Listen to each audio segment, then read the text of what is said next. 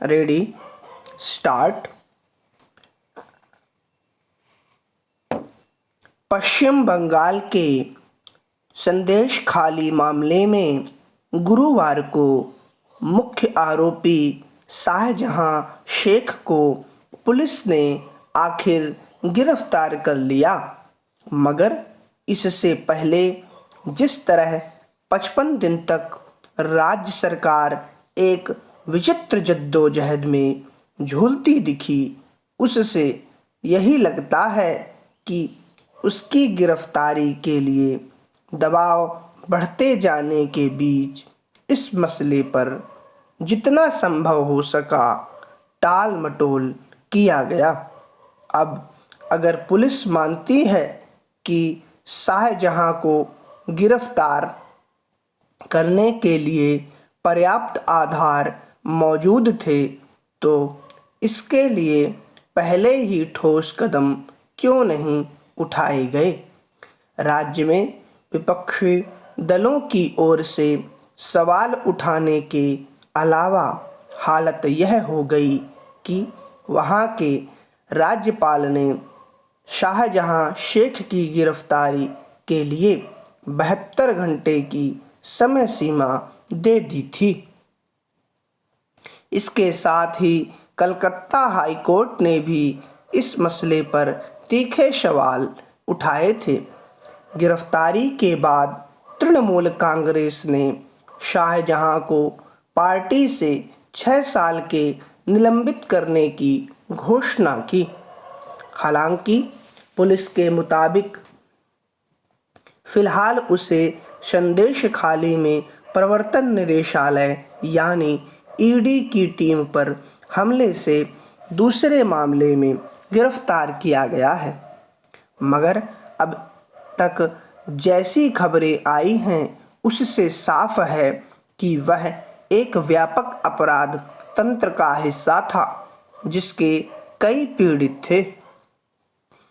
Para गौरतलब है कि 5 जनवरी को राशन घोटाला मामले में ईडी ने शाहजहां के ठिकानों पर छापेमारी की थी। इसी दौरान उसके समर्थकों ने ईडी अधिकारियों की टीम पर हमला कर दिया था, जिसमें संलिप्तता के आरोप लगने के बाद से वह फरार हो गया था। इस मामले के अलावा संदेशखाली में शाहजहां शेख जिस तरह की अवैध गतिविधियों में लगा था, वह पहले ही उसके खिलाफ कानूनी कार्यवाही के लिए पर्याप्त था। दरअसल वहां स्थानीय महिलाओं ने शाहजहां और उसके समर्थकों पर यौन शोषण और जमीन पर कब्जा करने जैसे गंभीर आरोप लगाए गए थे। इस समूचे मामले के संदर्भ में पिछले कुछ समय के दौरान राज्यपाल, राष्ट्रीय अनुसूचित जनजाति आयोग और तथ्यान्वेषण दल ने भी तनावग्रस्त इलाके का दौरा किया था, मगर राज्य की पुलिस को समय पर उसके खिलाफ कानूनी कार्रवाई करना जरूरी नहीं लगा। क्या ऐसा इसलिए था कि शाहजहां शेख तृणमूल कांग्रेस का एक कद्दावर नेता है और राज्य में इस पार्टी की सरकार है? पैरा अब उसकी गिरफ्तारी के बाद निलंबित करने के संदर्भ में तृणमूल की ओर से कहा जा रहा है कि पार्टी जो कहती है वह करती है।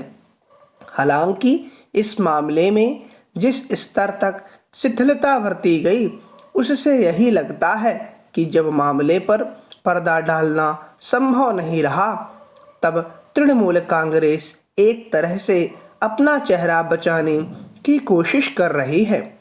अब तक जितने भी ब्यौरे सामने आ सके हैं, उससे साफ है कि शाहजहां शेख ने किस किस स्तर पर जाकर कानून को धता बताया था, जो तृणमूल कांग्रेस दूसरी पार्टियों पर भ्रष्टाचार, अराजकता या अन्य मामलों में अंगुली उठाती रहती है। राज्य में सरकार होने और शाहजहां शेख पर लगे ठोस आरोपों के बावजूद उसकी गिरफ्तारी को लेकर टाल मटोल ही करती रही। यूं पश्चिम बंगाल में इस तरह की प्रवृत्ति और रवैया कोई चौंकाने बात नहीं है। विडंबना यह है कि गंभीर अपराधों में नेताओं के लिप्त होने की अनदेखी तब तक की जाती है जब तक मामला व्यापक पैमाने पर तूल न पकड़ ले या अदालतों की ओर से आरोपी की गिरफ्तारी के लिए दखल न दिया जाए। स्टॉप।